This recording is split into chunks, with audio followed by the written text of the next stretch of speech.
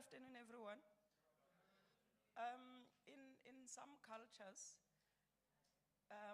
I think in English as well, those who speak English, they say ladies first.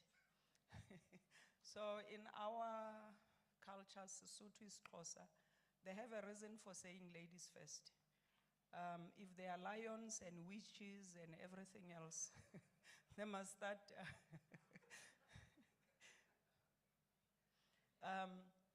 Okay, thank you. So they must start with the women, and the husband will come running with a stick behind the woman and pretend to be chasing the lion away. So that's what I'm supposed to be doing today. My name is Mantwa Mutinyane, and I'm the director of the Center for Advanced Studies of African Society. It's such a pleasure today for us to be here to come and listen to the founding director of the Center for Advanced Studies of African Society. And I say it so many times because it is a mouthful. So usually when I'm introduced, I have to be on standby so that when somebody gets stuck on the Center for African, I just finish it off. So Prof, if you get stuck, I'll be sitting there and help out. So I'll be chairing the session. But before I do that, I'm going to ask our boss, and I'm telling you, I'm going to have to pay for this, that we started late. So I cannot complain tonight if I get an email at 1 a.m. It will be to make up for the 15 minutes that we lost in time. So without wasting too much time, I'm going to introduce our dean, Professor Monwabisi Kgalagala. It's not his talk, so I'm not going to talk about his CV, but all I can tell you is I think he's doing his 4th or 5th PhD. So, welcome, Prof.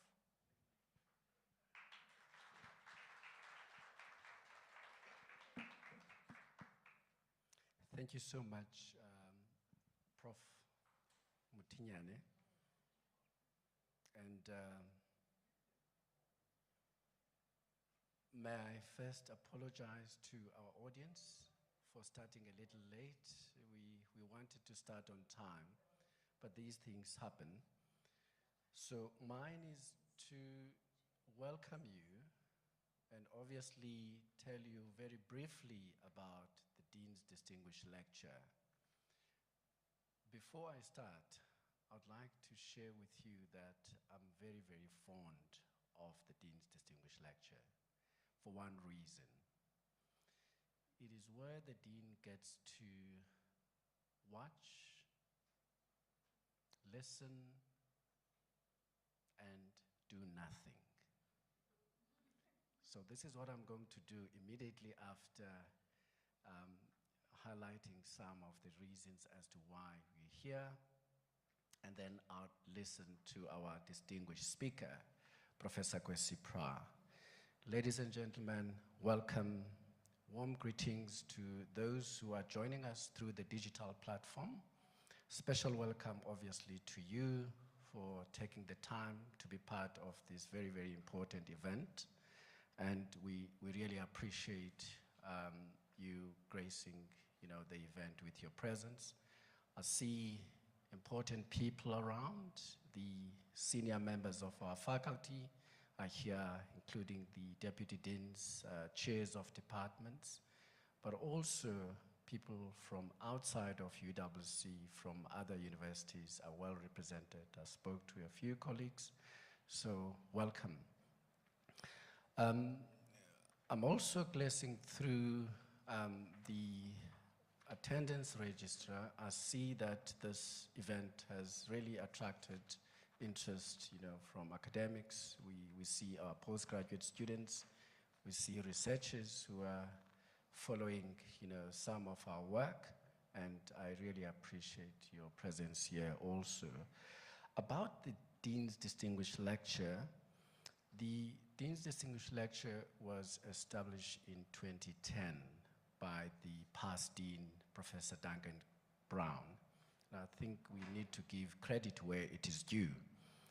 And the initiative, of course, is meant, among others, to contribute to the broader intellectual project of the University of the Western Cape from the point of view of the arts and the humanities. As the current dean, I really view this initiative not as essential, but also as an important platform upon which renowned scholars present and showcase their remarkable research that has been documented over the years. And I believe that Professor Kwesi Prah belongs in that league.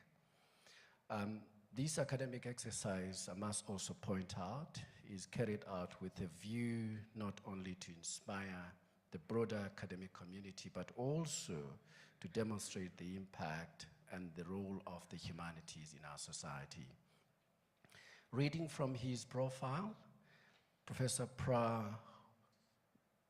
the work he does is foregrounded in anthropology and sociology, but to our surprise, he has over the years surpassed many of us in addressing important intellectual questions that resonate with our own context, especially if one looks at the language question. He has addressed so many issues around issues of the centrality of language in our development, language and the economy, language and our liberation, language, knowledge, and decoloniality. He does his intellectual activities around those interesting topics. And each time Professor Prah gets the opportunity to address his audience, he returns to these intellectual topics and intellectual questions. And he reminds us, he always reminds us about our shortcomings, our failures. And of course, I'm sure, in today's lecture, he's going to seize the moment once more. Prof, welcome. We are very happy that you're here, and we are very delighted that you are our distinguished speaker. And without further ado, I'm going to invite, through you, Chair, Professor Antia, to do a full introduction of Professor Kwesi Prah before he addresses us.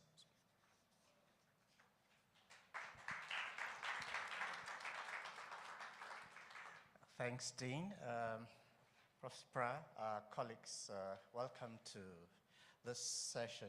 And it's my honor and privilege to be able to introduce Professor Kwesi Prah. It's important to have the second K there, otherwise you'd be referring to his son, who is a professor of history at some other university. So the program says Professor Kwesi Prah, but it's important to add the Prah. So the speaker at this year's Dean's Distinguished Lecture certainly has a well-deserved place in the pantheon of Africanists, some of whom are his contemporaries, but others are not. But all the same, Africanists who celebrate the continent's past, profoundly recognize the impact of colonialism on the continent, but also articulate very boldly and unabashedly the future of the continent.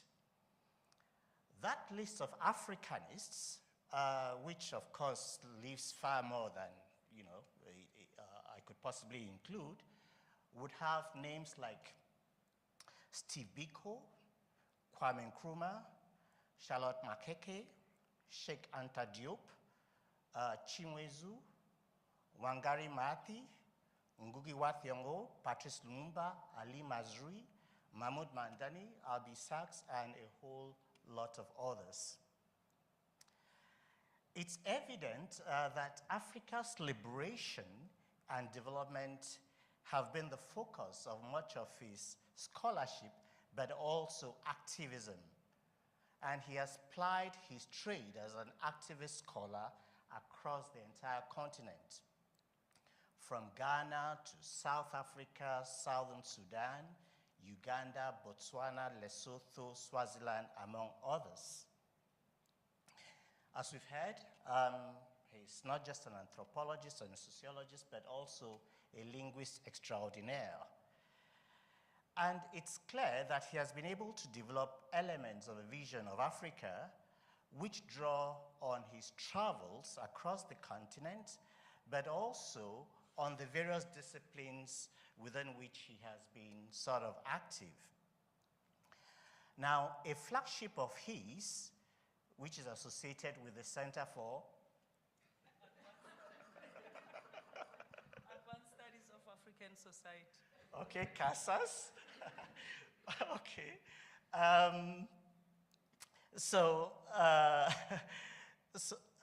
Where am I now? Yes, which he founded, has challenged the myth of Africa as a proverbial Tower of Babel, and described it, if you like, as an invention of the colonial imaginary. Thus, for close to 3 decades, CASAS has used the best expertise available in Africa and the African diaspora to harmonize the orthographies of the major language clusters of Africa, which enjoy mutual intelligibility. Now, the rationale behind this project is that at the level of structure and the lexicon, there are affinities amongst these languages. And based on that understanding, it is possible to revise and remove the orthographic differences which have emerged between these languages as a result of the activities of often rival missionary groups who produced orthographies for these languages. As a result of the important work which he oversaw while he was at CASAS, very many of these languages have been re-standardized and harmonized, and it is now possible to efficiently produce written material and educational material in over 80% of the languages of Africa. In addition, Professor Prah has directed research and the publication of dictionaries, grammars of African languages, theoretical textbooks in linguistics, initial and community literacy materials and literature, and so on. He has himself published widely in sociology, anthropology, and linguistics. He has co-authored and edited numerous books, including The Social Background of Coup d'etat, Tracings, Pan-Africanism and the Challenges of Global African Unity, Discourses of the Developing World, The African Nation, The State of the Nation, Anthropological Prisms, Chromantiene Before and After Garvey, Beyond the Color Line, Between Distinction and Extinction, Standardization and Harmonization of African Languages, Multilingualism and African Advantage, Mainstreaming Afrikaans Regional Varieties, Deconstructing the Tower of Babel, The Challenge of Decolonizing Education, amongst many others.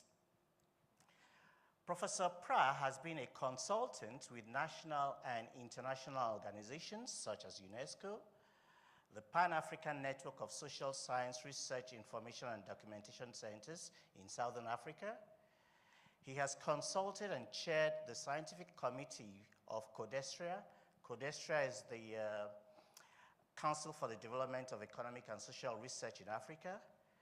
He has been involved with the World Bank Initiative on Oral Traditions in African Languages, the United Nations Economic Commission for Africa, the AU Experts Meeting on a Strategic Geopolitical Vision of Afro-Arab Relations, the Commission for Promotion and Protection of the Rights of Cultural, Religious, and Linguistic Communities here in South Africa. Professor Prah is a much sought after keynote speaker at conferences, international and national. His work is nationally and internationally recognized, and in this respect, he's earned the honorary doctorate degree from the University of the West Indies in Barbados, the C.L. Engelbrecht Prize, the Commander of the National Order of the Ivory Coast, and the Kwame Nkrumah Award for Service to Pan-Africanism by the Thabo Mbeki African Leadership Institution. Professor Prah is, of course, part of the UWC family, having retired as a senior professor from UWC's Department of Sociology and Anthropology in 1997, the year in which he founded CASAS, which he then graciously donated to UWC in 2018. We might also note that he has recently been awarded an honorary doctorate by UWC. Prof. Prah, welcome home to UWC, and we look forward to your lecture. Thank you very much.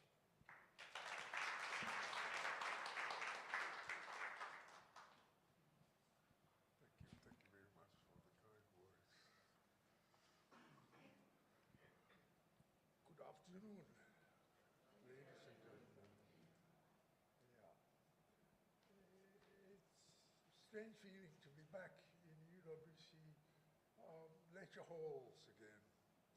I was saying to somebody earlier on today that it's almost 3 decades since I left, and I see I see that the university has physically expanded and grown.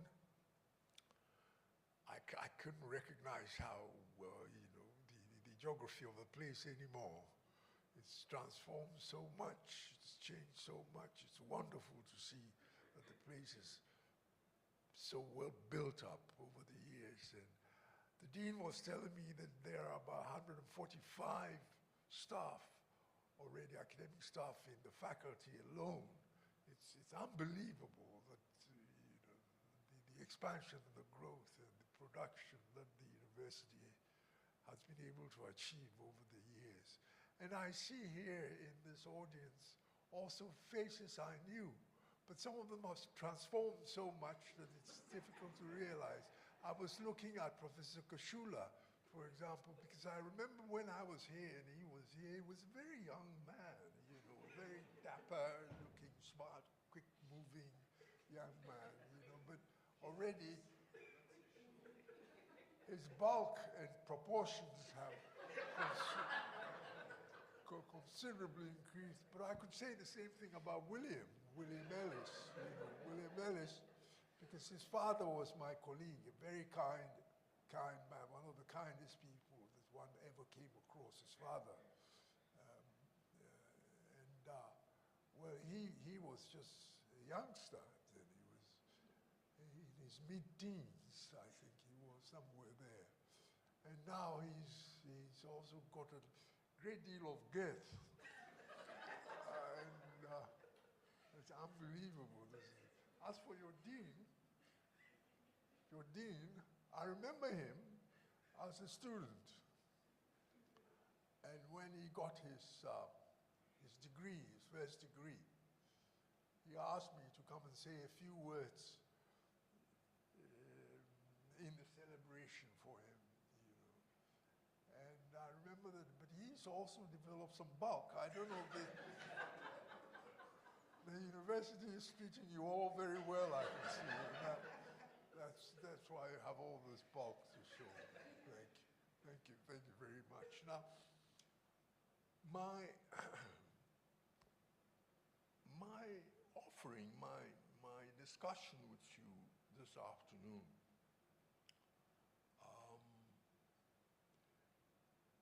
tries to link the notion of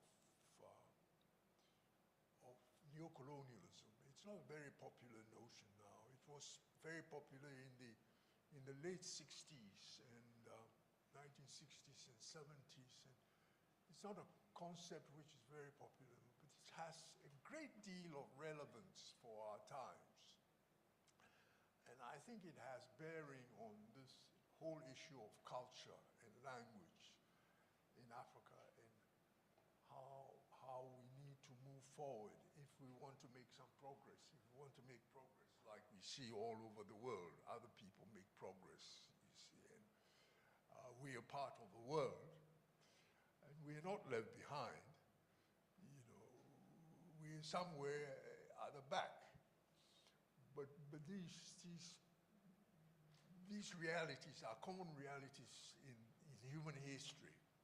So it's not something to cry about and agonize about. But what's important is that we have a proper handle on the situation, that the agency for bringing transformation to the question of language and culture and so on lies with us. That nobody is going to do it for us. And the academics have a role in that. That we have to think about these things properly and how to help to lead the way forward. So in my discussion, I will start with putting these issues on a backdrop, on the canvas of our history, the history of the people of this continent, and locate the question of language to this history. How, because then you were able to see exactly what has happened and what needs to be done a little more objectively. So I say in the broad sweep of history, Africans have experienced several major imperial encounters which have left cultural, particularly profound linguistic markings. The interlopers have included the Hyksos of the 15th dynastic Egypt, the arrival of Phoenician traders. I'm talking about the history of imperialism. Imperialism, not later on I'll analyze it a little more closely, but imperialism as the result of empires spilling over their old borders and evolving some, encircling other societies, incorporating them, assimilating them, etc., etc.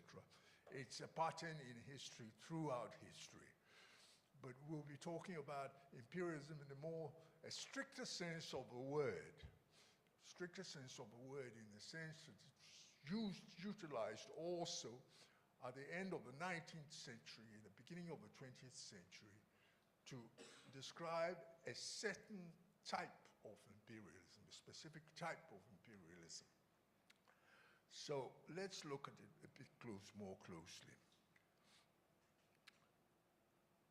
Carthage was developed into a significant trading post throughout the Mediterranean.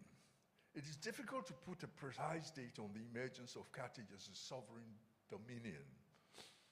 Probably nothing distinguished Carthage from other Phoenician colonies in northwest Africa and the Mediterranean during the 800 to 700 BC period. By the end of the 7th century BC, Carthage was becoming one of the leading commercial centers of the Western Mediterranean. After a long conflict with the emerging Roman Republic and what came to be known as the First Punic War, which is 264 to 246 BC, Rome finally conquered, destroyed Carthage. A Roman Carthage was established on the ruins of the first. Rome Carthage was eventually destroyed following the conquest of Arab invaders at the close of the 7th century. Now, with the benefit of hindsight, we can say that Arab dominance, which started in the 7th century AD, and overlordship in North and East of Africa, almost a millennium later, European intrusion and subsequent domination radically transformed African societies. So first, the Hyksos and so on didn't leave much in terms of language and impact of cultures, which has come to us. That period, the Phoenicians didn't also leave something which has remained recognizable to the present. But from the Arab period, we see the beginnings of the impact of a culture And that process has not stopped. That process has not stopped to now. To the point that if we know that the first Arab conquest of anywhere of this continent started from 639 AD, and it was under General Amr al-As. Amr al-As was general of the first caliphate.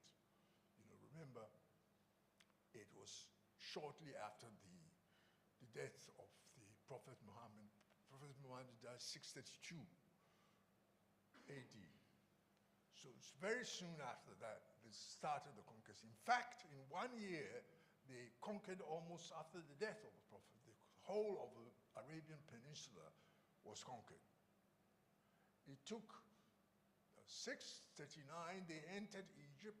642, the first mosque, Arab mosque in Cairo was built. I've been there, I've seen the mosque in 642. Within 100 years, the expansion of Arab culture and Arab society was registered throughout the whole of what is called now the Maghreb. You know, within a century, the whole of it. But also within the century, they were going eastwards, remember?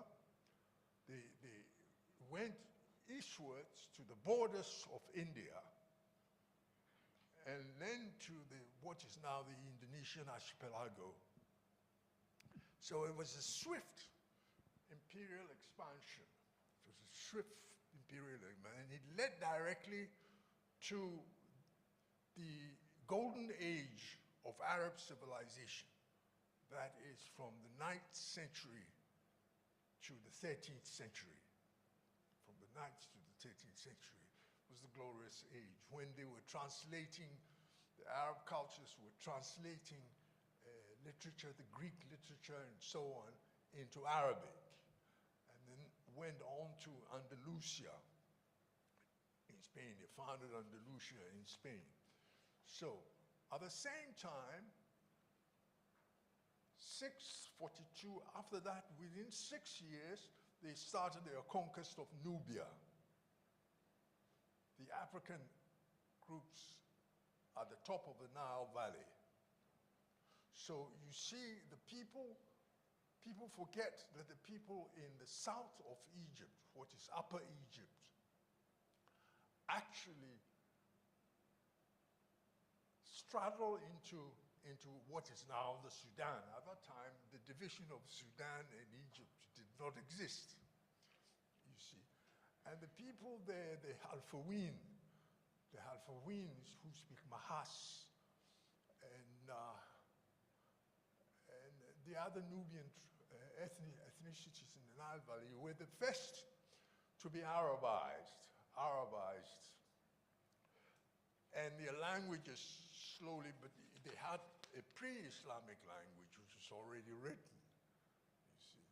Remember these people well, people forget these things, but it's important to provide this background in looking at the question of the first people to be Christianized, apart from further south in Ethiopia, were the Nubians. You know, the Nubian societies, these ethnicities in the north, were first Christian, and then before they became Islamic. And they went beyond being Islamic into being Arabized. By that, I mean, Christianity doesn't make you a European in Africa. You know, there are Christians everywhere. The same thing is true about Islam. You know, there are Muslims everywhere. The Sultan of Johor, that is one of the biggest sultanates in Malaysia now, was extolling and telling his subjects that please, if you want to be Arab, you must go to Saudi Arabia. In Malaysia, they are Muslims. They are proud of being Muslims, but they are not Arabs. He was pointing out to them. And this is important for us to remember that culture can go to the point of completely swallowing peoples, but it can also change some aspects of their cultures without, and it goes the other way around also. Cultures interpenetrate, neighboring cultures mix and interpenetrate.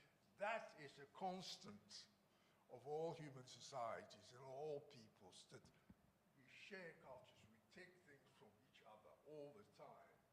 That mixing is in fact the substance of history. By the 15th century AD, the situation was changing rapidly. Remember the time Columbus landed in the Americas in 1492. It was the same year that the emirate in Andalusia was expelled, was kicked out of 1492, was kicked out of the Iberian Peninsula and went southwards. The people they had Arabized initially in North Africa, from the 7th century onwards, the 700 years that had gone before, had become Arabic. They had ceased, their culture and languages had diminished in significance for themselves also. Their languages, I'm talking about places like Tunisia, Morocco, Libya, and the west of Egypt, they had started becoming completely Arabized. They had lost much of their languages. That is the Amazigh people. The people of North Africa was Tamazight people. Amazigh people, they speak a language which is distinct. In fact, I like to point out that we had, when I was in Casas, we helped them publish a book in Morocco on the unified character of the Amazigh languages, Tamazight languages. It's the same language which is now used, at least a variety of it, which is used by the people they call the Tuaregs. The Americans popularly call them the blue people. They wear the big turbans. Now, the Arabized Africans there were called Almoravids, and they Islamized the Ghana Empire, the original Ghana Empire, not the present-day Ghana, because they just took the name, but Ghana Empire was further north, The Ghana Empire was Islamized in 1050 AD, and finally conquered in 1076. That is 10 years after the Norman conquest in Europe. They conquered them. Now, so you see, the process we see in the north of Africa now, if you look at it, in terms of language and culture, started already at that time. And now, 2/3 of the Arab-speaking peoples of the world, 2/3 are on the African continent. You see, and it started from 639.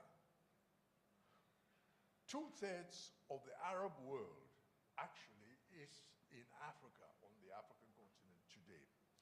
The languages of Africa, which is close to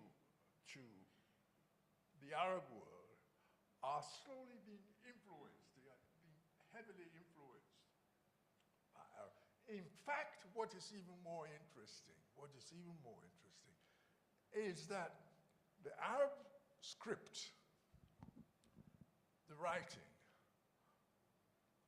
Ajami, they call it Ajami, using the Arab script to write non-Arabic languages, has been done historically. When they talk about Timbuktu manuscripts, in West Africa as some of the oldest manuscripts that Africans have produced about their societies on the geography and history and so on. Timbuktu manuscripts are all written in Ajami. That is writing, and Ajami writing has been used throughout the world. Now, you know, I mean, the effect of Ajami can be recognized all the way to Indonesia and the Philippines, pockets of people who use Ajami to write African.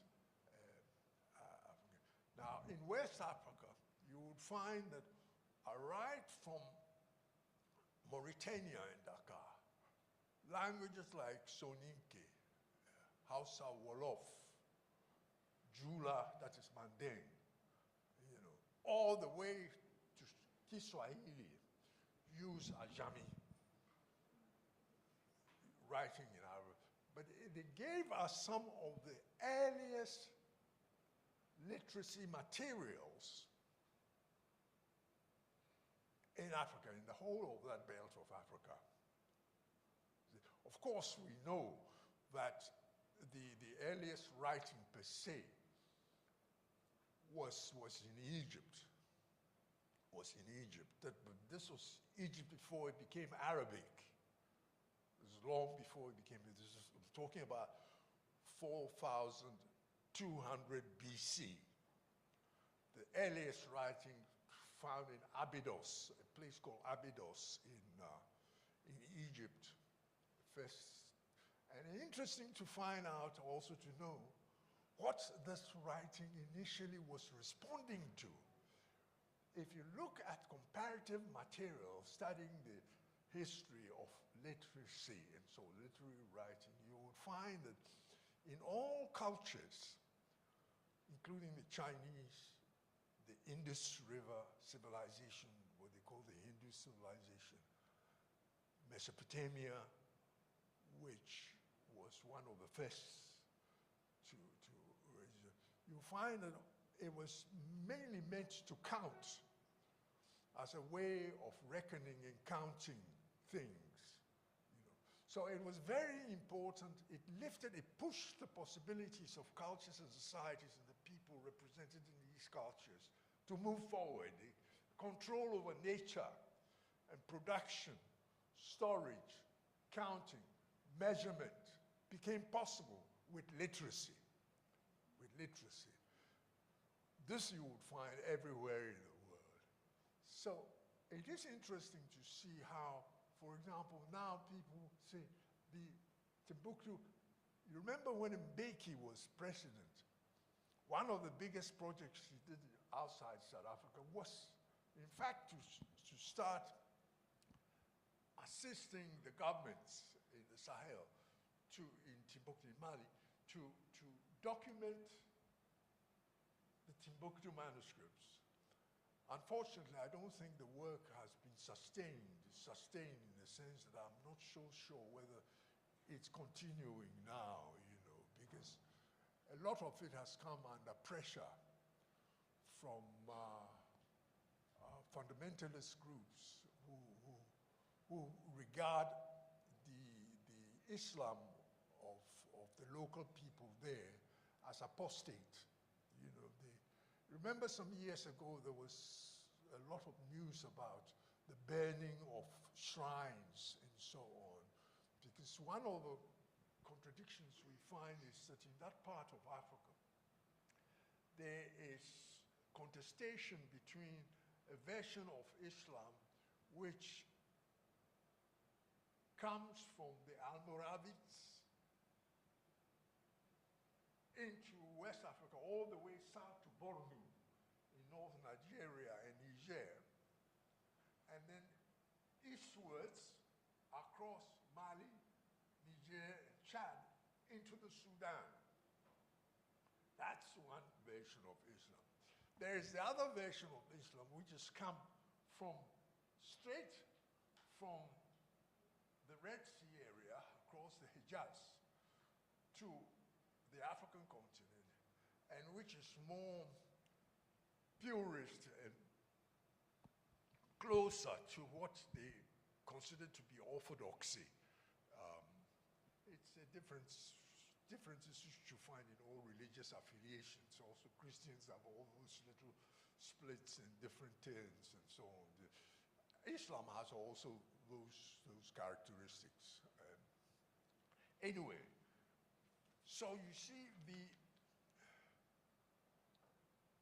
effects of what has happened to our languages must be seen properly, be looked at in its totality.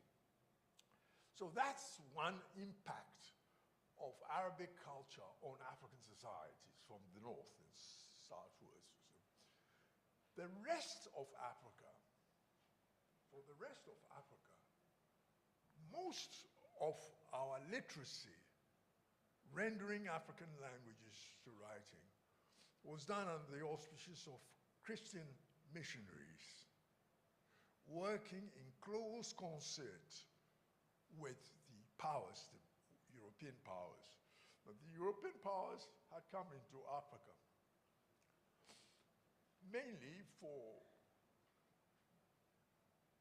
purposes of profit making and commodities, and taking things, resources, and manufacture, and later on slowly selling them. Because in the in the early period of Western presence in Africa also, it was about trade mainly, taking things they think they need and selling things which we wanted. This starts in earnest, actually. There was another trade from East Africa, mainly from Iran, from Persia, old Persia, along the coast. In fact, Kiswahili emerged from the impetus of the Persians, what is today Iran. Not Arabic per se. The Arabs came in later to the coast and were more active and so on, and settled and created emirates and so on along the coast. But by and large, the first stimulus to linguistic transformation which emerged in Kiswahili came from Iran, from the Persians. Now, the rest of us worked under the stimulus of Western missionaries.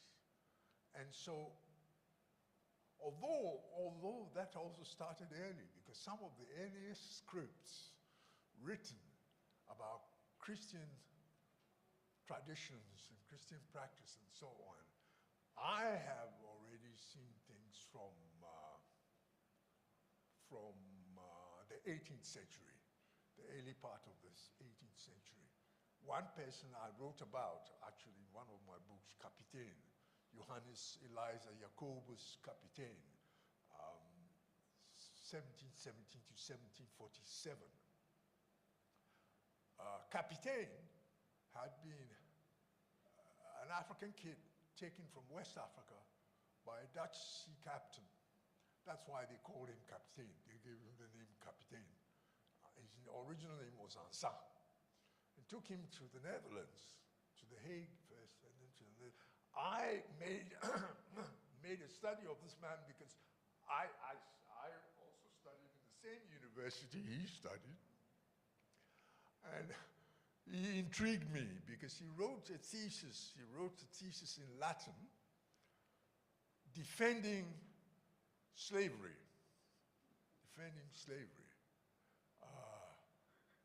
That the Christian law is not, but it was to be understood in terms of what the Verenigde Oost-Indisch Compagnie was doing in Africa at that stage.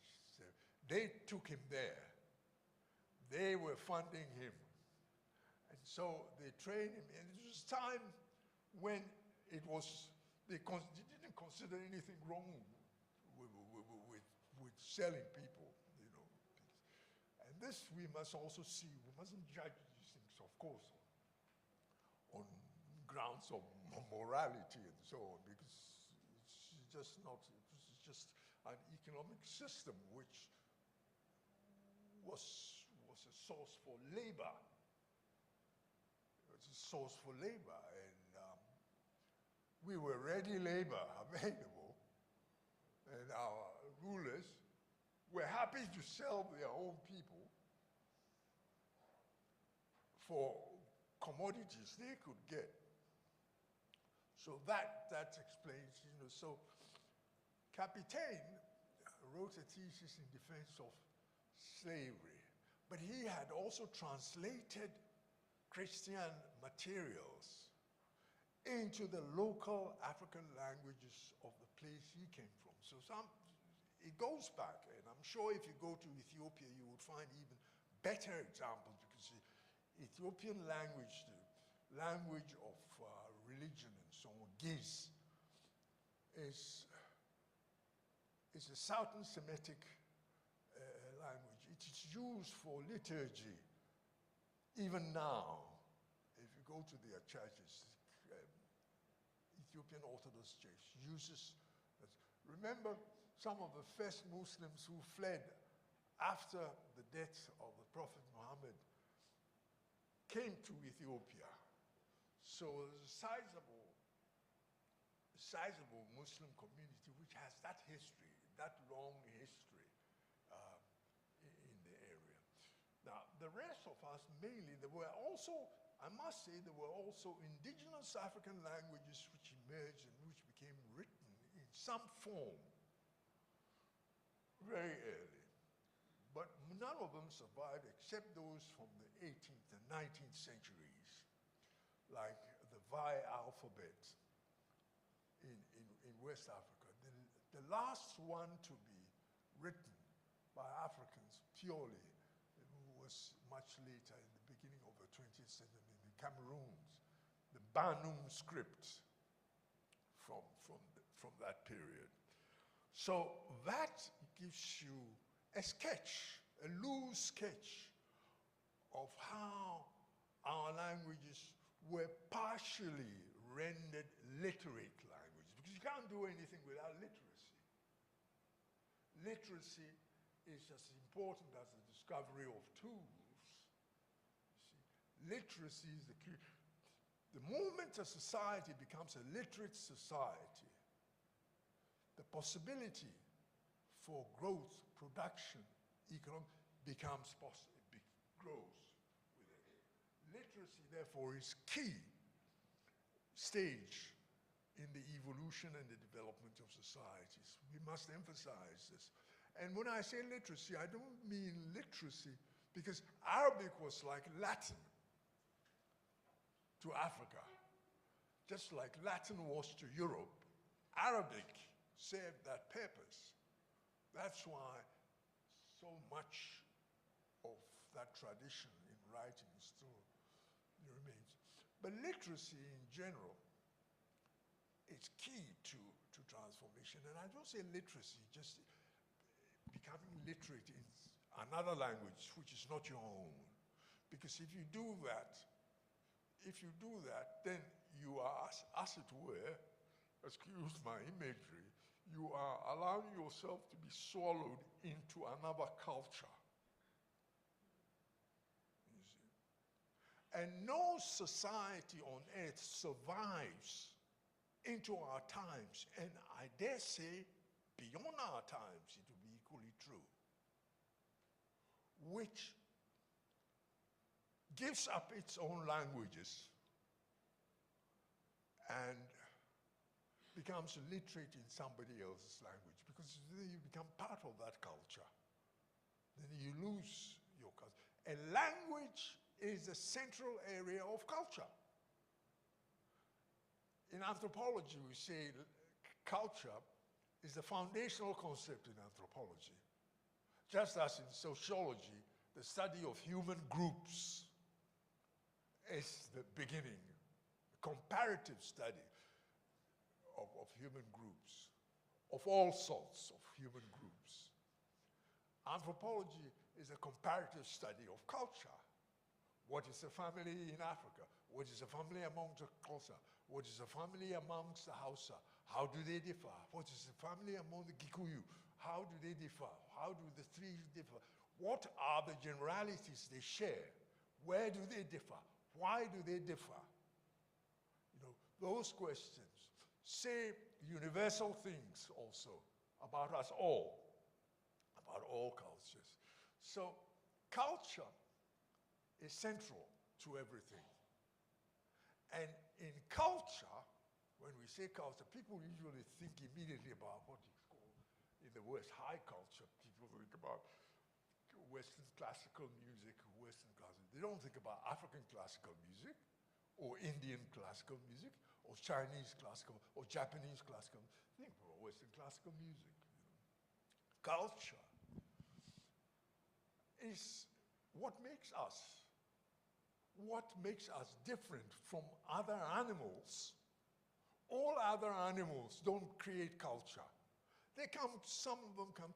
I suspect that there is some pre or proto-cultural attributes that we can give to some animals.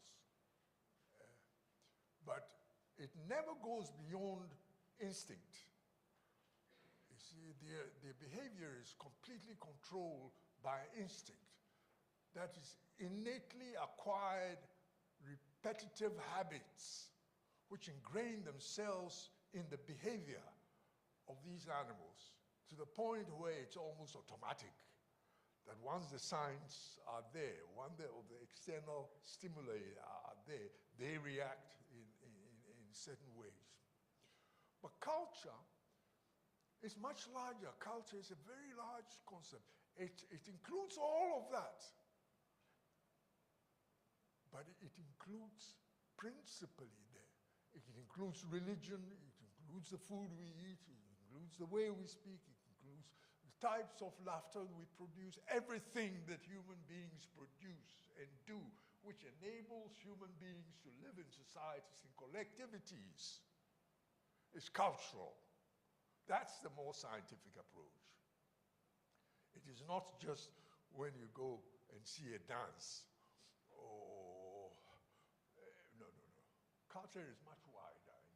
Everything we do is guaranteed by the culture we live in. Now, when it becomes a literate culture, then there's a step forward. You can do more with the culture. If you don't do it and go into another culture, you learn another language, you work in another language, you produce in another language, then you belong to that culture. That's why I laugh about people who talk about decoloniality, and it's become a very popular term now. Everybody wants to be fashionable. It's talking about decoloniality and coloniality, and the more words you can produce about it, the better. Now, for me, you know, an old man like me, this year I'll be 82. For me, it's what is interesting is that my memory goes back to the 60s. I can remember very well how in the 60s, neo-Marxian approaches, particularly favored by Latin American scholarship, was all over the world. It became fashionable. Everybody was jumping to it, just like youngsters now jump to decoloniality, the idea of decoloniality. But André Gundam Frank, Teotono de Elio Jaguaribe, these were, Samir Amin, all these people were producing the literature of the 60s. It never came to anything. It never came to it. At best, it was some sort of neo-Marxism, a sort of quote-unquote neo-Marxism, a watered-down, destroyed, bits pulled apart, bits stuffed in, sort of Marxism. But that's the same thing happening too. It's happening now with youngsters about decoloniality, and because they're listening to Mignolo and a lot of other, and then mixing it up with postmodernism, you know. And then if you were my age, you've seen so many of these fashions, intellectual fashions, come and go. So it makes you a little sober, you know, not to get too enthused with these fashions. I'm warning you, the younger ones amongst yourselves, because you must anchor your knowledge in more solid grounds. The scientific knowledge which yields results, which can be tested, which one way or the other is empirically verifiable, if not directly, then indirectly. You know, all knowledge must be viable. Otherwise, it's just talk. You know, otherwise it's just empty talk. So culture, language is the center of culture and is the most important of it. As a component of culture, language is historically transmitted patterns of meanings and expression encoded in societally perceivable significations. It also can be understood to be a system of generationally transmitted conceptions expressed in symbolic and oral literature. Orality doesn't help us. Therefore, orality means there's no memory. And orality, if you take 6 people, just the 4 on the road, if you tell her something and she tells him something and he tells the next person, by the time you get to the 4th person, the story is different. So it is not possible to do anything useful, scientific, with orality as a culture. Orality is the culture of speech. It doesn't go beyond that. You can't do anything. You must be able to put it down in signification writing. And you must do it in your language. Otherwise, your language is lost. Your culture is lost. Your culture cannot compete with other cultures which are written. They won't last. They will vanish with time. You see, this is why if Africans have to, because people think that it's a question of a color, whether he's tall or short, or fat or small, whether it's black or blue or green or whatever it is. Physical attributes. But that doesn't make the people. People are defined by culture, for heaven's sake. Culture, that is the defining feature of people. If you go to Pakistan and you go across the border to India, there is no difference. You can't tell the difference whether you are India or Pakistan. But the culture will tell you. The culture is different. The cultures are different, you see. Now, that sort of, so the cultural issue and language in culture is important. It's very, very, very important. This is why our Afrikaans brothers and sisters were quick to know that. They were quick to know that because actually here, it's one of the things which intrigued me when I first came to South Africa. That the language of the Afrikaners, you see, of the language of the Boers, is a language which was recognized and defined as a language by only in the 1870s.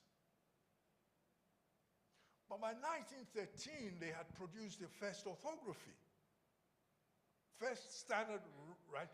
The same year, it was used in schools.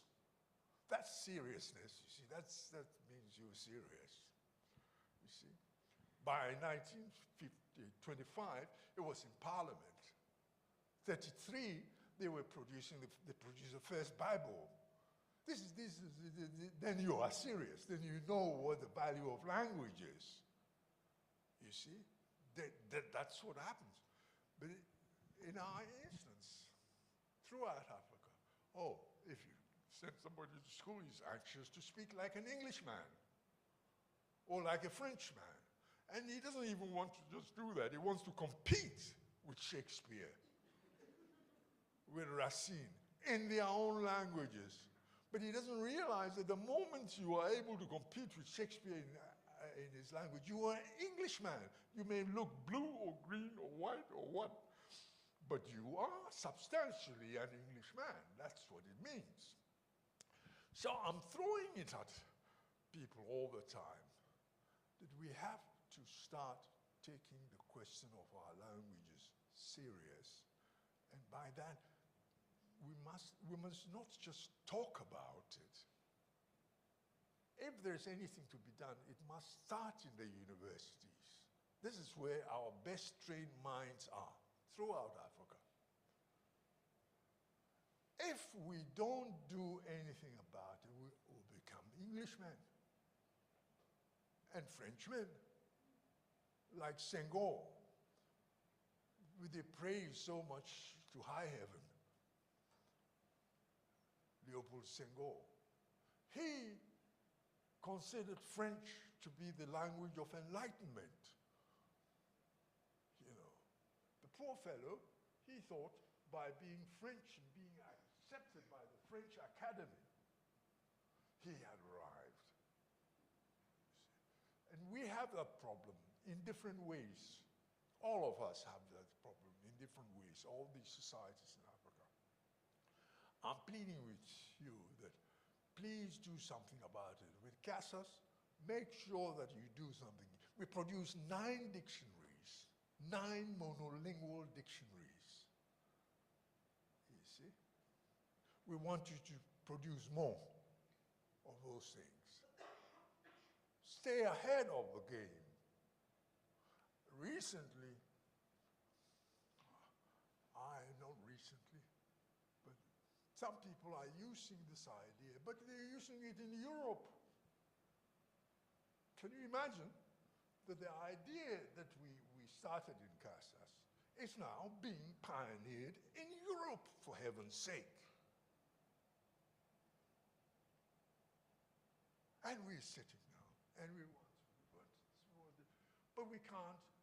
We don't realize that first, if we want to lift African societies upwards, first thing, let the knowledge come in forms which are accessible to them in their own language, for heaven's sake. And our languages are not small. People say African languages, oh, there's too many, and that's why people use that as an excuse. But our languages are not small. If you take the language, I usually use the Nguni, for example. It is clear that it's not a small language. It's spoken by as a first language or second language, or a third language, you may know. It's spoken by no less than 60 million people. It starts in Tanzania as Chingoni. It's in Malawi and in Mozambique. Malawi as Tumbuka.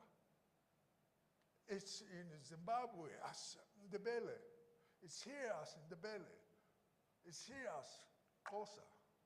It's here as isiZulu. Across the border in Eswatini, it's there as Siswati. What stops us from producing a dictionary, a unified Nguni orthography dictionary? What stops us, for heaven's sake?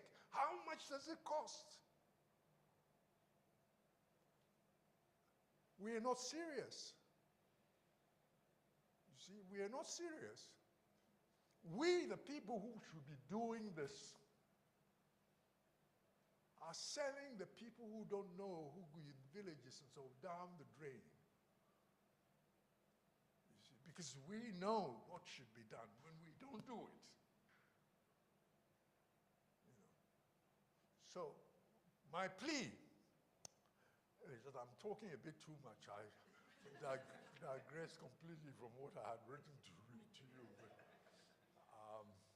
I hope it makes some sense what I'm trying to say.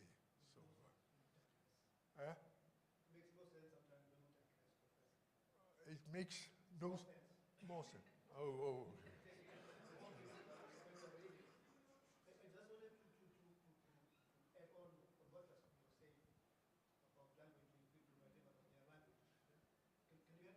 Yes, yes. At Forte, for example, when I left Forte, Can I just ask that we give Prof about 10 minutes to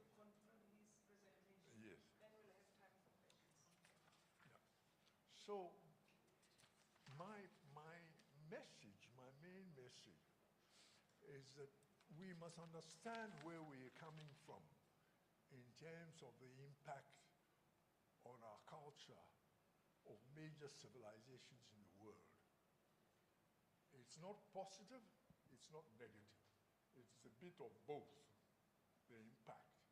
You can always find good things in it, you can find bad things in it too. It is for us to make sure that we take the process forward and we do constructive things which will help us to lift our societies out of ignorance, out of backwardness, out of illiteracy in our languages. I don't mean literacy in English or French, but literacy in our own languages. That is what will lift the society. There's one famous South African who said, lift the language and you lift the people. I'm not going to tell you who it is. He said, lift the language and you lift the people. There was another one who said also in 1923, also not giving you a name, it's your homework. He says, de taal van de onderdrukker en de mond van de onderdrukt is een taal van slaven. The language of the conqueror in the mouth of the conquered is a language of slaves. You see? Listen to it again. The language of the conqueror in the mouth of the conquered is a language of slaves. That is wisdom. I will stop.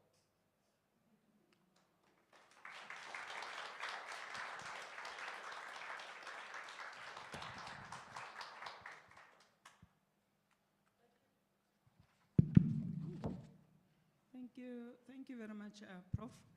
We are going to open the floor for questions, but I just wanted to do something very quickly for Prof. I think he's going to like that. Can the CASA staff quickly come to the front, please? Prof wants to see you. He's been wondering what happened to you. There's a chair over here for you. You see, they're only hugging now.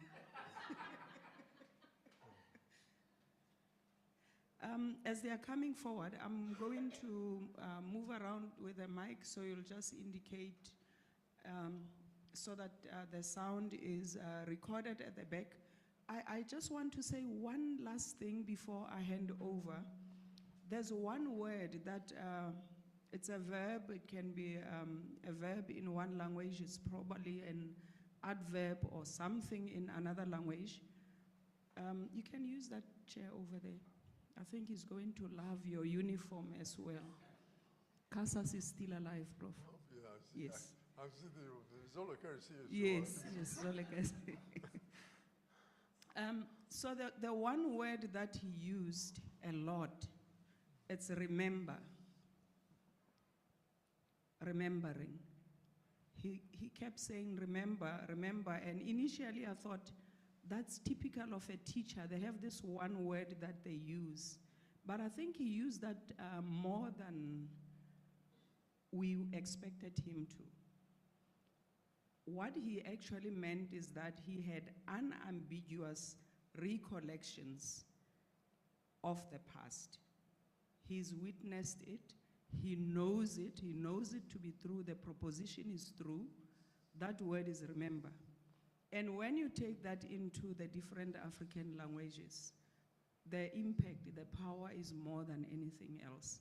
So I hope you remember Prof's words when you leave this place. So I'm going to open the floor up for questions, Prof. Thank you. You had a question. Prof, my name is Mac. I wanted just to comment on the part of when you were saying language must be sort of uplifted. When I left for TER in 1977, they were writing the Xhosa dictionary. And they were at the letter M at the time. I don't know now if they finished the dictionary or not. But another thing I wanted to ask is Swahili. Some people say Swahili is a mixture of languages that was formed to sort of unite African people. It is not a language on its own like Xhosa or English. That is another thing I wanted to ask, Prof. If it is a language on its own or it's a mix of other languages. Okay, thank you.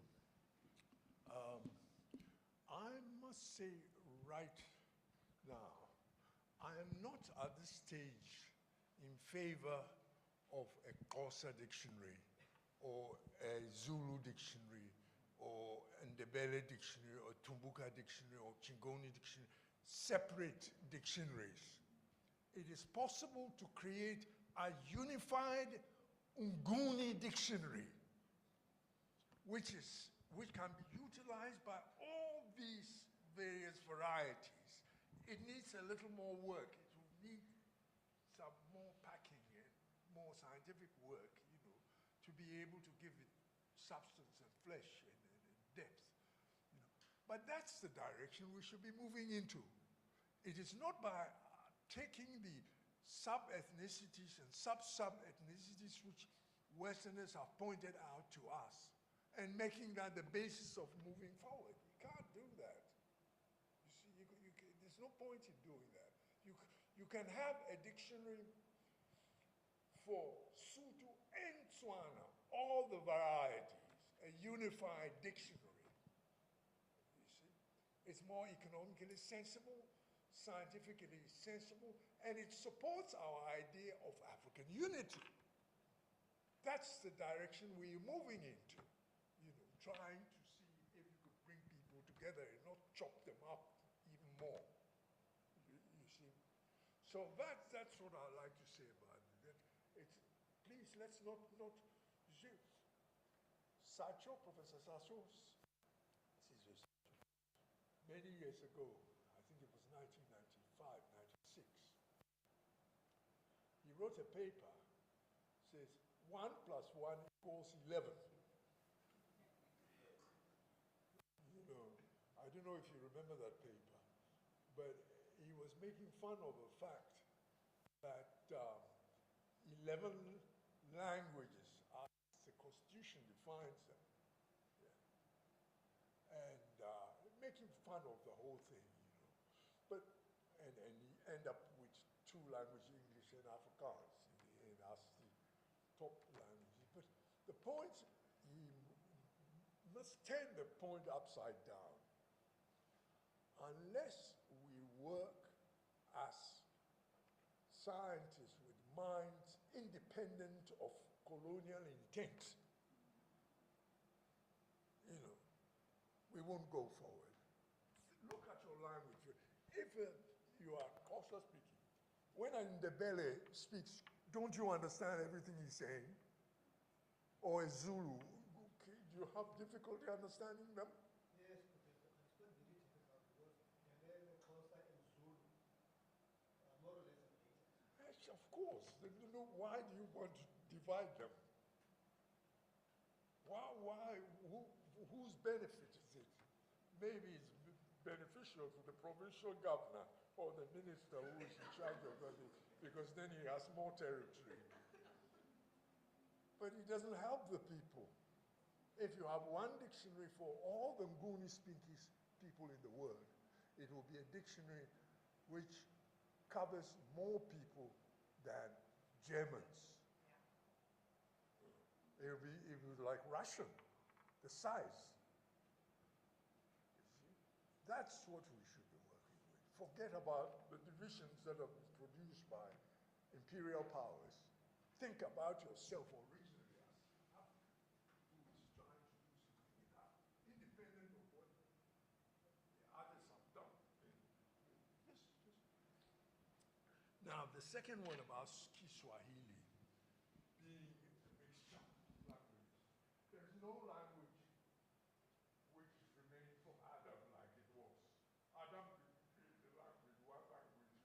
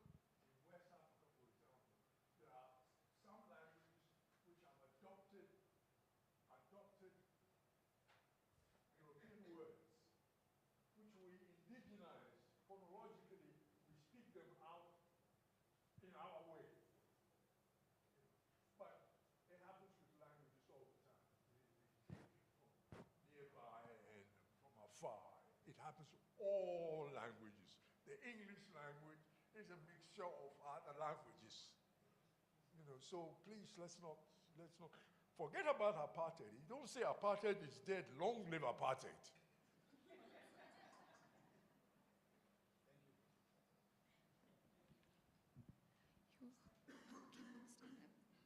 Good afternoon, Prof. Good afternoon. I hope you're well. I have a question. You were talking about how in the 60s, I forgot what you initially said, about an intellectual fashion that was going on regarding something that is very much similar to decolonizing, which is a really big thing during my time. We constantly talk about that. And you were talking about how there's many intellectual fashions that come to pass. And right now, within the African continent and on the African diaspora throughout the world, we intellectuals and academics all over have this thing of constantly trying to tell us, and especially amongst us young people, to decolonize our minds. And you had said that in the 60s, something of a similar fashion happened, but it never came to pass. So my question to you, as a young person living within the African continent, how do we ensure as African people that this decolonizing of our minds and this decolonizing of our continent and us going back to who we are, and us as Africans trying to establish ourselves within African unity, how do we ensure that what happened in the 50s, that this does not only remain an intellectual fashion, that it's something that does come to pass? So my question would be, how do you propose that as young African people we do that? We make sure that the decolonization of the continent and ways in which we think, our languages, our education, how do we make sure that this does not remain a dream? I think the answer is simple. You know, if you don't want it to remain a dream, then do practical things which remove it from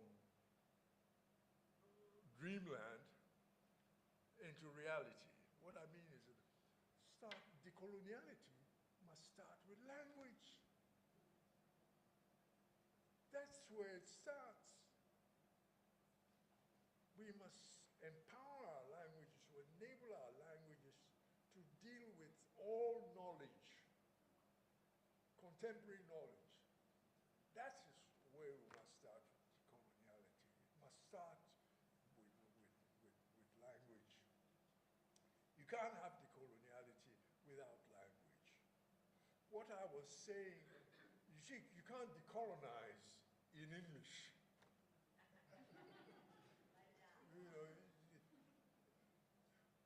you're fooling yourself if you think you can use words like that and decolonize. Decolonize means that you must change the language also. You know, just like the Italians use Italian, French use French, Germans use Germans. Even in Asia, some of the people who were colonized by Westerners now gone back to their own languages. It's only in Africa that we have, you know, types like us who speak in English and go around. In Indonesia, they use Bahasa. 600 million people. The first time they spoke about using Bahasa was 1928, when the youth movement, the student youth movement was formed in Indonesia. And they wrote, the students, the kids, 16, 17, 18-year-olds already knew. He said, if we want to develop our society and move forward, Bahasa must be our language, not Dutch. Because remember, they were a Dutch colony. Not Dutch, but Bahasa. When I went to study in Europe at the beginning of the 60s, there were lots of Indonesians there, some of them my friends. One professor, Ernst Utrecht, he told me, Kwesi, you know, the Malaysians are taking all our teachers. I said, what do you mean? said they were importing teachers from Indonesia to Malaysia. Remember, Malaysia was a British colony. Malaysia got its independence on the August 1957. You see, so they started importing teachers for Bahasa because they're the same people. They speak the same language, but a slightly different variety, Zulu and Xhosa. But they imported them from Indonesia. Today, you can study anything, space rocketry, in Bahasa. You can study anything in Bahasa. You see? Just like the example of Afrikaans that I gave. In 30 years, that was all the Afrikaners took. 30 years, no more. From 1913 to 1933. 30 years. The same amount of time it has taken us since the end of apartheid in South Africa. And we are still sitting in, what do we do? And I'm a professor, and I'm thinking about the problem in 30 years. You see? And yet, South Africa is the best resource of this continent to make a start on this. And we're talking around, and once a year, the Council for something research and so on, Pretoria will ask you to come and speak on the language, and as soon as it's over, then it is over. For another year, it becomes a fashionable ceremony. So my answer is that, please, let's make a job of it. Take it serious. There's no other way. If you look around the world, that's how other people have done it. Every other people. So it's not something which you can say, I must discover how to solve this problem. Look at what other people have done. Everybody who crosses this line, Arabs who were colonized by the British in the Middle East. Remember, in 1917, 1918, the old Ottoman Empire, which controlled countries like Lebanon, Syria, Iraq, those countries were 1917, when the Ottoman Empire collapsed. Incidentally, the Ottoman Empire produced some of the first books to be given to children here in the Cape, Western Cape, in our Ajami script. The first Afrikaans to be written was written in Ajami script. It was the slaves they brought from Malaysia, who for religious reasons and so on, they learned the script, so preserved the script, wrote Afrikaans in the script. I got photocopies of that, some of those books, little children's books, in the university library in UNISA. You find it, some of the earliest. So, well, I'm going around a bit, but I think.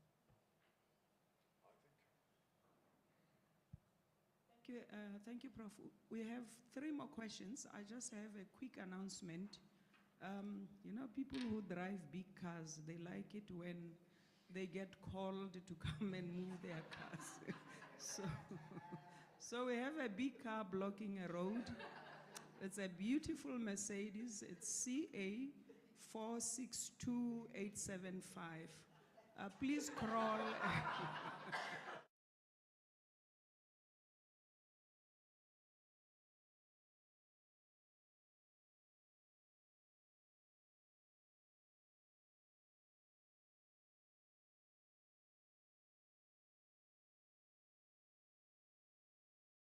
In the discussion, we have a comment that reiterated Prof's response to how do we, you know, move beyond this decoloniality.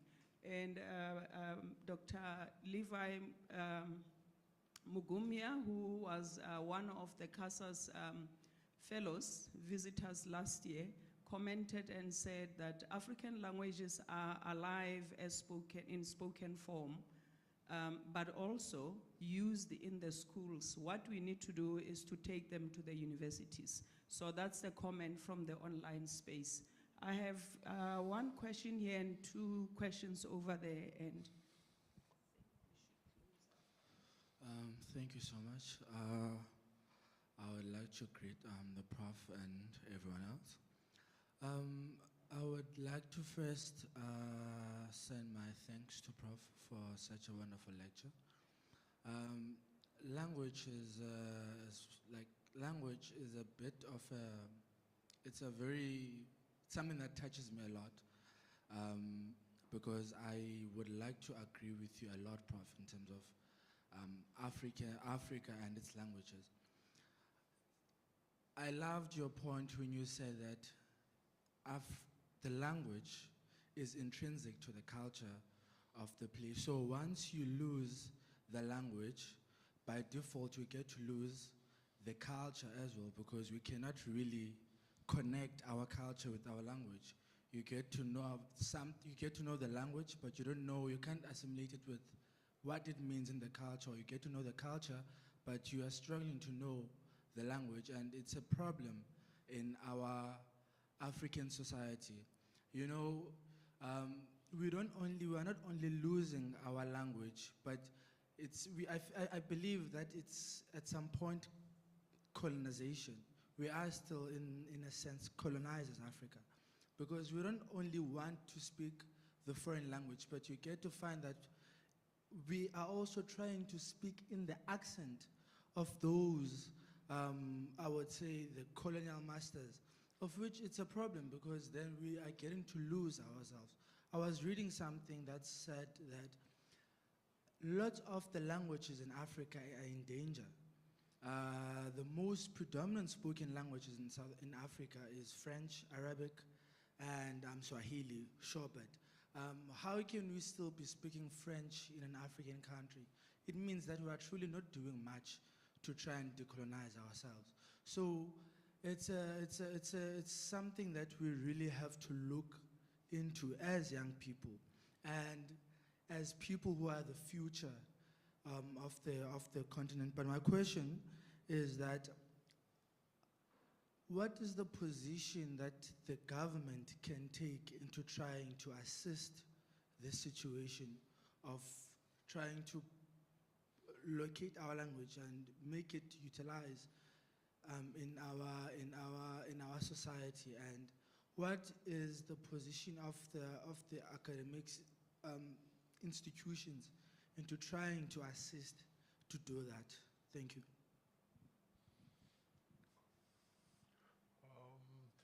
The first part, the governments, it shouldn't be just the government, it should be the governments. Because you see, for example, you can't develop Sotho Tswana without consulting the people from Namibia, Botswana, Zambia, South Africa, Lesotho. It has to be done as a regional. You see, I'm warning you all the time about accepting neocolonialism and wanting to do something against neocolonialism. It is not a problem which is for South Africa alone. Although the majority of Sotho Tswanas are in South Africa. You see? By the way, the people in Botswana say it's a nation state. Botswana is a nation. But most of the Tswanas are on this side of the border. Now, what sort of nonsense is that? What they're saying is that they accept the sovereignty of the existing South Africa. When did the South Africa and Botswana and Namibia and those start? It started only 120, 130 years ago. But we have been on this earth for how many years? We are the oldest people on earth. Human beings started here, not even far from here. We know that the earliest human society, because one of the definitions of human beings is language. You know, human beings is the question of language. Homo sapiens appeared, language appears. That's the characteristic of Homo sapiens. Now, there's a Sarah Tishkoff from the University of Pennsylvania has been doing a lot of genomic work in the area with a team. And from the work they have produced, it looks like the earliest humans, by which I mean Homo sapiens sapiens, not Homo sapiens, but Homo sapiens sapiens. Now, that's going back about 60 to 70,000 years ago. Started in the border area between Angola and Namibia, in the Khoi and San speaking cultures of the area. It's some of the oldest, these are facts we know, I mean, because they're based on hard material facts, you know, from the Genomic Project. If you Google the University of Pennsylvania and so on, you'll see the work of Sarah Tishkoff on that sort of thing. So but we must be careful about this language thing. Language is key. It's key to everything. Unless we develop our languages, we are not going anywhere. In China, you know the history of the Chinese. It's one of the oldest civilizations. Literary traditions in the world. It was in 1922 that they started using, because previous to that, for thousands of years, literacy was closely connected with creating of a bureaucracy, the state bureaucracy, the Mandarinate, where people get promoted into responsibility and surpluses, social surpluses on the basis of what they have learned to read and write and do this sort of thing. Now in 1922, Mao Zedong and his comrades moved the center of the thing to Pinyin, what they call Pinyin, which is the language spoken by the common person, written with the Latin script, with the Romanized script. You see? And immediately it had an impact, you know.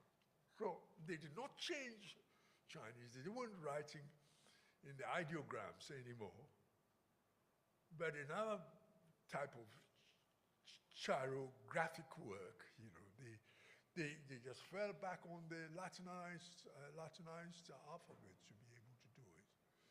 The Japanese are modestly doing that also.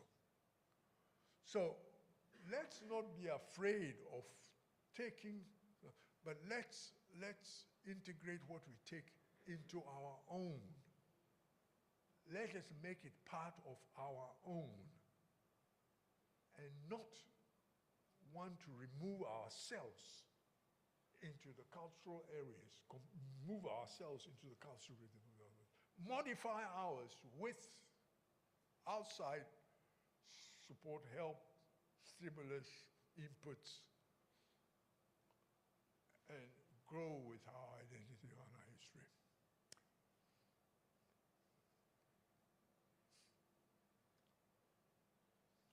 I recognize the last three hands. May I please ask that you reserve the comments to when we go to refreshments and just really be direct. I know it's rude to ask an elderly directly, but I'm ordering you to do that. Good evening, Professor, and thank you for this lecture. So I have two questions. One in which, since the topic is about neo-colonialism, I think, you know, we may be important for us to ponder also on the political situation in Africa, post-colonialism, and how it has also, how it bears a significant impact even on the development of language itself. I suppose you are aware of the saying that goes by a Yiddish scholar that goes, a language is a dialect with an army and a navy. So I think with the current ethnic conflicts that are happening in Ethiopia and in Somalia, and how this also bears on the, linguistic developments of certain ethnic groups within the continent itself, as well as many other countries. I would like to ask the Prof, does this not in a way indicate, in a sense, how colonialism has also seeped into the very linguistic structure of our languages in the continent, bearing in mind how a lot of the conflicts that happen are simply because of one culture preferring its language over the other and its culture as above the other. And my second question is also, what does the Prof make of Lesego Rampolokeng's injunction that we must, that English is the most bastardized language, and that as a mode of sort of moving into the decolonization of language, what is your position on the issue of creolizing English, in the sense of how Nigeria has successfully done that with Niger language, and also the Jamaicans with Patois? What does the Prof make of us sort of doing the same thing here in South Africa in terms of creolizing English, so that a lot of the people, so as a move to sort of political unity, in a sense, of black people? Thank you. No, Fanagalo. No, not Fanagalo per se, but Why? Why not Fanagalo? no, I'm referring to the English as spoken right now. The many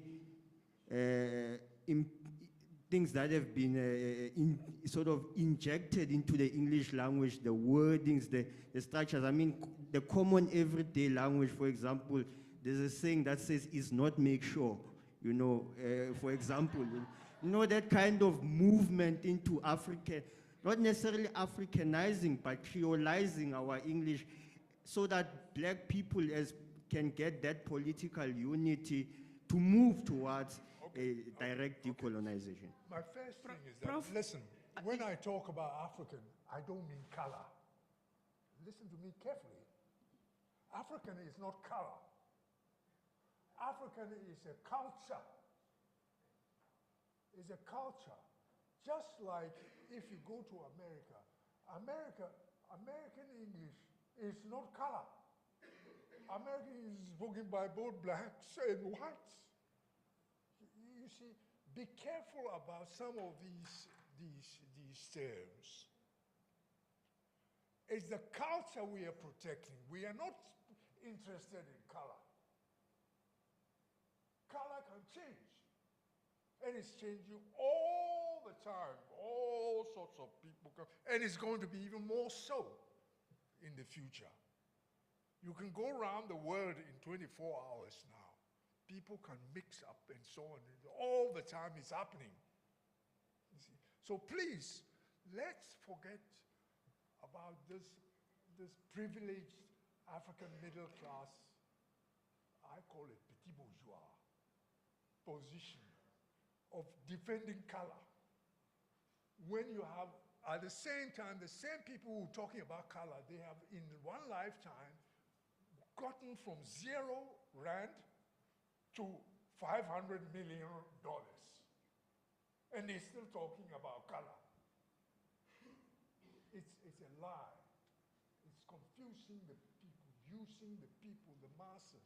And yet the people, we know that the people who in their masses live in poor areas, like the squatter camps and so on, they're mostly blacks. That is true. But there are other people who are not like that, live in palaces, and who talk about color.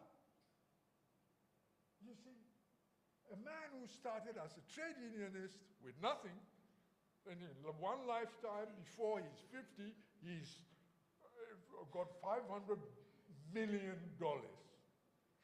And he's talking about color. Who is he fooling? He's fooling the people who follow him and go and vote for him. So please, let's be careful about that. I'm talking about culture. Culture. The language you speak, the traditions you have, the burials, the name giving, the ceremonies, the things which have been ours before the Westerner came, long before the Westerner came. It evolves, it changes with time. But that is where the story is. Now, point number 2. I'm very careful about talking about post-colonialism. I prefer to talk about neo-colonialism. Post-colonialism gives the impression that it's just we move from one period to the other. We pretend that we are completely independent because we are not. Post-colonialism is a wrong term. It doesn't describe our condition. Our condition is neo-colonial. The imperial powers are so. Look, the United States in the past 10 years has increased the number of military bases in Africa from about 4 to 37. They can come in most of the African countries without showing passports. The installations they have are everywhere, you see? And very soon, you would find that the soldiers are also black. And then you go and talk about color to them. When they come with guns, with their interest to protect, it doesn't work. Look at Britain. There's an Indian who is a prime minister now. What is he going to talk about color? So please, let's wake up.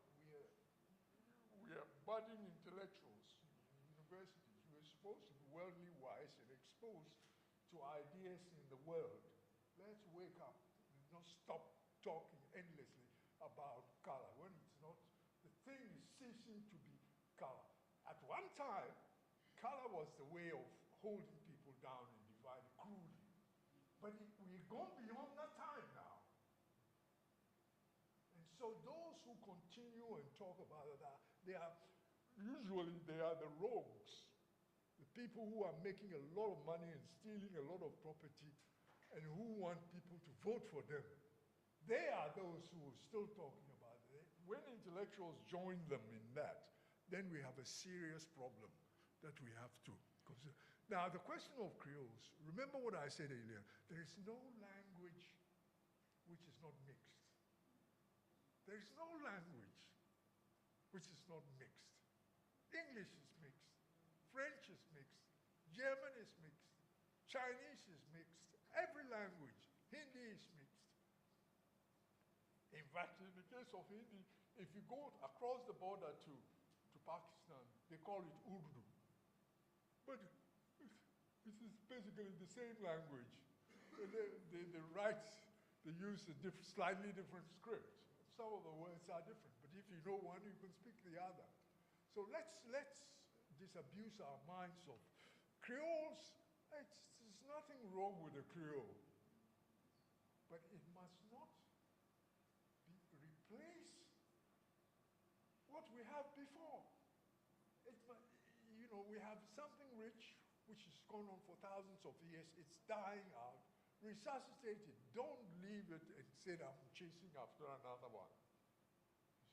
So that's the thing. Please forget about this. No language is from Adam. All languages change all the time.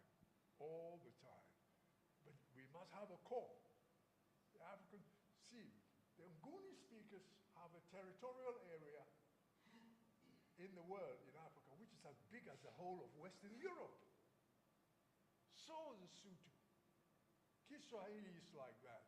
If you go further up in the east, amongst the Luo speakers, it starts from North Sudan, along the river, comes right into, it's in Ethiopia, there are Luo speakers. In Kenya, there are Luo speakers. In Uganda, there are Luo speakers. In Sudan, there are Luo speakers. In Congo, DRC, there are Luo speakers. These are large areas. Let us develop them. Don't put that down and say that you are going to chase after a new one, which you are creating now. Let's develop what we have. There is nothing like a bastardized, therefore there is nothing like a bastardized language. Languages mix all the time, all the time. It's happening all the time.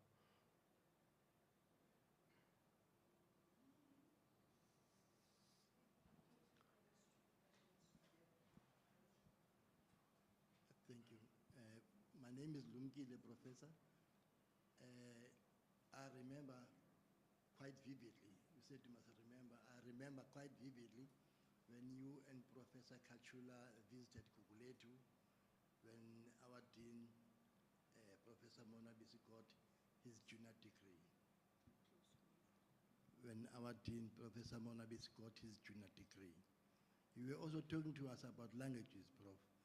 And then you cited Afrikaans, when Afrikaans was developed, and you even called it a Kombay style. Can you remember, Prof? Yes.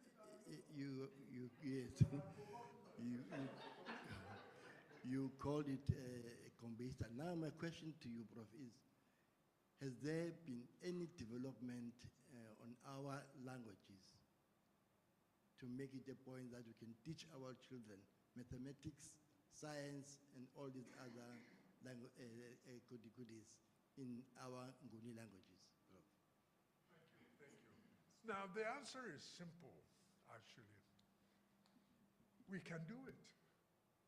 It can be done. We can put mathematics and everything, but we must start doing it. We must not just talk about it endlessly. We must start doing something, and it doesn't cost so much money. It costs much more to think about it than how much it costs, really, if we are serious about it. If we are not just serious about writing academic papers for which you get promotion, but do something concrete, practical. It can be done. That's how other people do it. That's how you go around. I'm giving you examples. Look at Tagalog in the Philippines now. It's one of the last areas in Asia where they're developing mathematics and things in their languages, you see. But in Africa, we are not doing it. Look at the Arab world. I gave you the example of the Arab world after 1917, when it was divided into Lebanon, Palestine, Iraq, Syria. Today, there is nowhere in the Arab world where you could go without studying everything in Arabic. They were colonized like us. You see. India is a slightly different case. I went first to India in 1969. Traveled right through India from Delhi to Cape Cameron, including Kerala. Spent most of the time in Kerala. In India, at that time already, and it fascinated me then, the regional language is the language they use in university, that they were using Malayalam in Kerala, different from what they use in Andhra Pradesh or Karnataka. They use another language there. So it's a halfway stage. The problem in India is that English is still the superior one. That is the problem. I think that is why they are not making progress which is equal to what the Chinese are.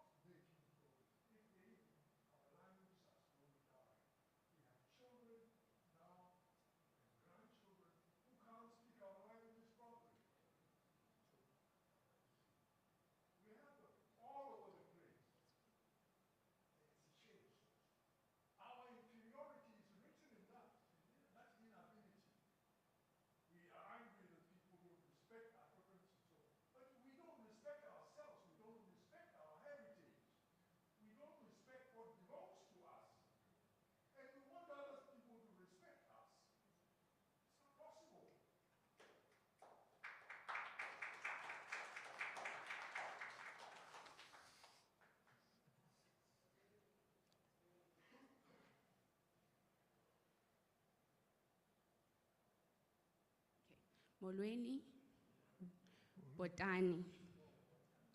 Okay, okokuqala, guys, please follow my channel on YouTube and TikTok at I Love isiXhosa.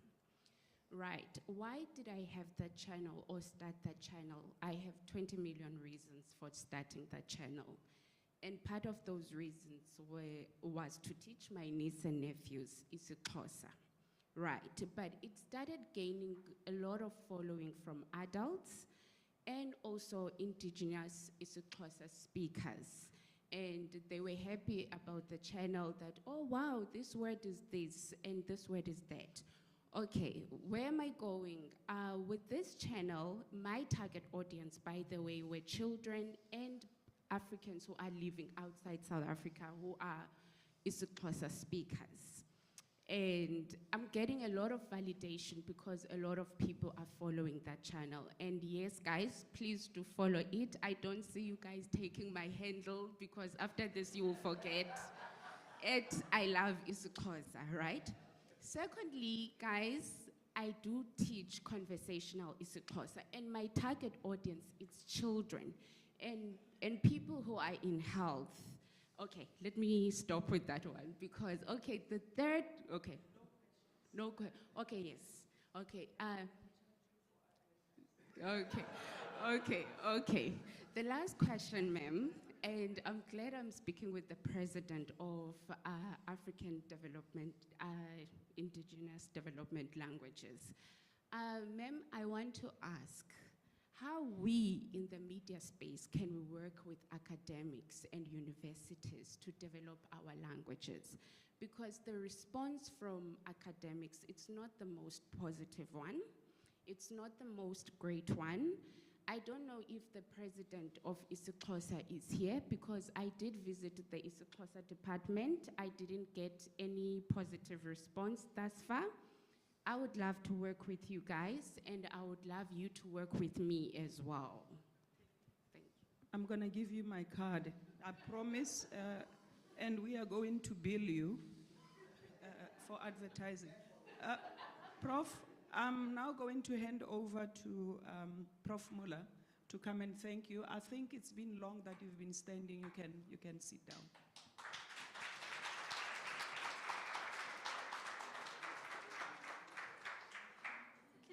So on behalf of the Deanery of the Faculty of Arts and Humanities here at UWC, I'd like to say thank you to all of the friends who have joined us here today for the Dean's Distinguished Lecture, especially those of you who have come in to campus today, especially for this event.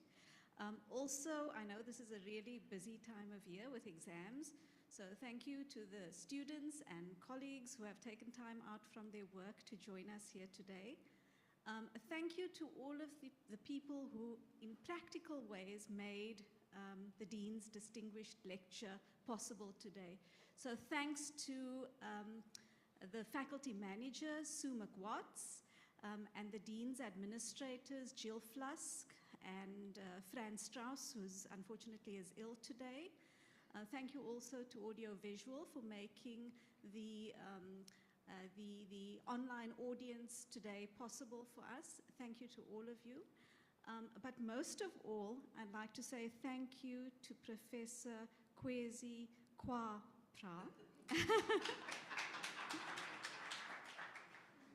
Thank you for always speaking your mind.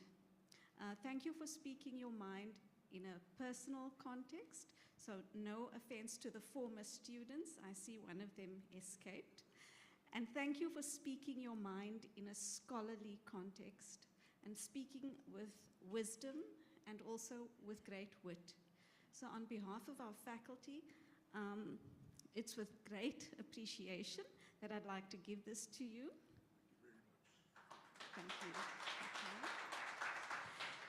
And I'd like to ask everybody now to join us for some food and drink. I suspect there are still many conversations that need to be had. And this man is a treasure trove of riches. So we need to share in those riches with him this afternoon. So please join us in the Dean's Suite on the second floor of our building. Thank you.